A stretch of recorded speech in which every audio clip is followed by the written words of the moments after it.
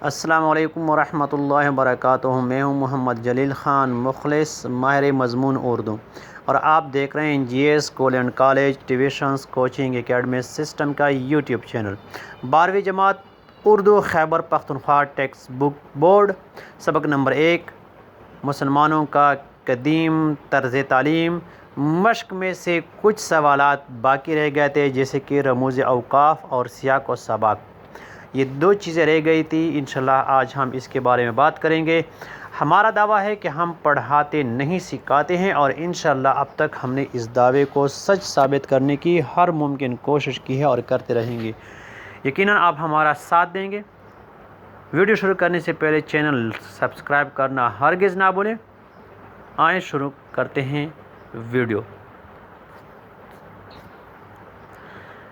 رموز اوقاف لغوی معنی، یعنی جو لغت میں اس کی معنی ہے، لغوی معنی وہ کیا ہے؟ رموز رمز کی جمع ہے، اور رمز ایما اور اشارہ کو کہتے ہیں۔ اوقاف وقف کی جمع ہے، وقف کا معنی ہے ٹھہراؤ اور الگ کی ہوئی چیزیں۔ اصطلاحی تعریف، یہ تو لغوی معنی ہو گئے۔ اب اصطلاح میں کیا کہتے ہیں؟ گرامر کی اصطلاح میں ان علامات کو رموز اوقاف کہتے ہیں جو 2 لفظوں یا 2 جملوں کو ایک دوسرے سے الگ کریں۔ رابطہ رابطہ کی علامت، یہ دونوں اوپر نیچے نقطے جو ہیں، اس کو رابطہ کی علامت کہتے ہیں۔ رابطے کی علامت کا استعمال 3 مواقع پر ہوتا ہے، تو 3 موقعوں پر ہم رابطے کا اس علامت کا استعمال کرتے ہیں۔ سب سے پہلی جو ہے، جب جملے کی کسی سابق بات کی تشریح یا تصدیق کرنی ہو، یعنی پہلے گزری ہوئی بات کی تصدیق کرنی ہو، تشریح وضاحت کرنی ہو، تو اس کے لیے ہم استعمال جیسے بقول شاعر، تو آگے اس کی بقول شاعر، تو اس کی ہم وضاحت کریں گے، تفصیل دیں گے۔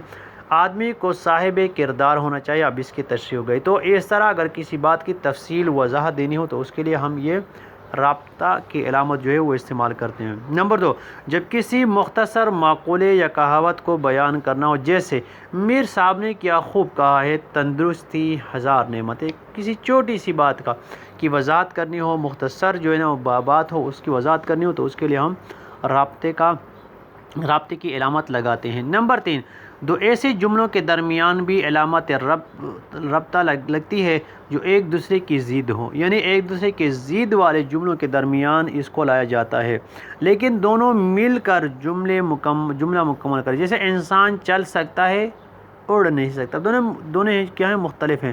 لیکن اگر ہم صرف یہ کہیں انسان چل سکتا ہے، تو یہ جملہ مکمل نہیں ہے، بلکہ اس کے ساتھ جو اس کا تضاد والا جملہ ہے وہ بھی لگانا ہوگا، اور اس کے درمیان ہم پھر ربط لگائیں گے۔ تفصیلیہ کی علامت، یہ 2 نقطے اوپر نیچے اور درمیان میں سے ایک چھوٹی لائن لکیر ہے۔ اس کا استعمال درجہ ذیل 3 مواقع پر ہوتا ہے۔ تو اس کا استعمال کہاں ہوتا ہے؟ تفصیلیہ کا، جب کوئی تفصیل بیان کرنی ہو، جب کسی چیز کی کیا ہوتی ہے؟ وضاحت کرنی ہو۔ جیسے لائبریری کے لیے خریدی گئی کتابوں کی تفصیل یہ ہے، اب تفصیل بیان کریں، اب گم، دیوان غالب، کلیات اقبال۔ تو اب دیکھ رہے ہیں تفصیل یہ ہے، اب اس کے بعد وضاحت دے رہے ہیں، تو جب تفصیل بیان کرنی ہو تو ہم وہاں پہ تفصیلیہ لگاتے ہیں۔ جب کسی عبارت میں مثال پیش کرنی ہو، جیسے موصوف صفت سے مل کر بننے والے مرکب کو مرکب توصیفی کہتے ہیں، مثلاً یا جیسے ٹھنڈا پانی، نخل سرسبز۔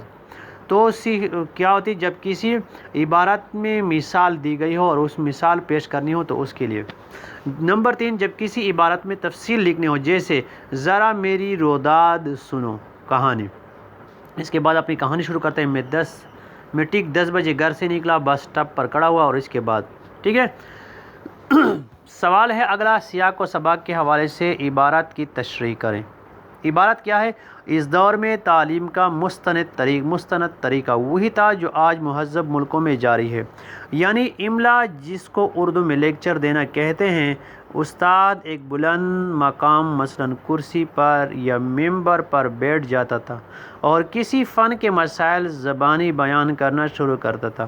طالب علم جو ہمیشہ قلم لے کر بیٹھے تھے، ان تحقیقات کو استاد کے خالص لفظوں میں لکھتے جاتے تھے، اور اس طرح ہر ایک کی مستقل کتاب تیار ہو جاتی، اور امام کے نام سے مشہور ہو جاتی۔ جواب حوالہ متن کیا ہے؟ سبق مولانا مسلمانوں کا قدیم طرز تعلیم، مصنف یہ صنف کیا ہے، اس کی کون سی قسم ہے، یہ مضمون کی اس کو مقالہ کہتے ہیں، مختصر مضمون۔ مصنف کون ہے؟ علامہ شبلی نعمانی، اور ماخوذ کہاں سے؟ مقالات شبلی سے یہ لیا گیا ہے۔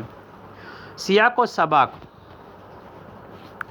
اس مقالے میں مولانا شبلی نعمانی نے مسلمانوں کے حصول تعلیم کے قدیم طریقوں پر روشنی ڈالی ہے۔ ان کے مطابق 145 ہجری تک مسلمانوں میں تصنیف و تالیف کا باقاعدہ آغاز نہ ہوا تھا، اور تعلیم کا زیادہ تر انحصار حافظے پر تھا، اور تعلیم کا دوسرا دور بڑا دلچسپ تھا۔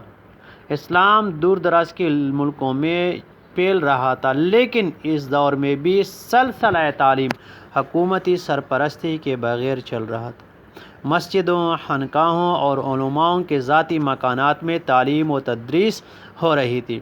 ایک ایک استاد کے حلقہ درس میں ہزاروں طلباء علم سیکھنے میں مشغول نظر آتے تھے، اور بڑے زور و شور کے ساتھ پڑھنے پڑھانے کا سلسلہ جاری تھا۔ تو یہ سیاق و سباق ہوا۔ اب اس کے بعد کیا کرتے ہیں؟ تشریح لکھتے ہیں۔ سوال میں دیے گئے پیراگراف میں علامہ شبلی نعمانی کہتے ہیں کہ مسلمانوں نے صدیوں پہلے پڑھنے پڑھانے کا جو طریقہ اپنایا ہوا تھا، آج بھی دنیا کے مہذب ملکوں میں یہی طریقہ رائج ہے۔ اس طریقے کا نام املا ہے، جس کو ہم لوگ لیکچر کہتے ہیں۔ جیسے آج کل مختلف تعلیمی اداروں میں اساتذہ لیکچر دیتے ہیں، پرانے وقتوں میں مسلمان اسی طرح کسی بلند مقام پر کھڑے ہو کر یا کسی کرسی یا میز پر بیٹھ کر تعلیم دیا کرتے تھے، جبکہ طلباء قلم و دوات لے کر سامنے بیٹھے ہوتے تھے اور استاد کی بتائی ہوئی تحقیقات اور تشریحات کو قلم بند کرتے رہتے تھے، اور لکھتے وقت طلباء وہی مخصوص الفاظ لکھتے جو استاد کی زبان سے سنتے تھے۔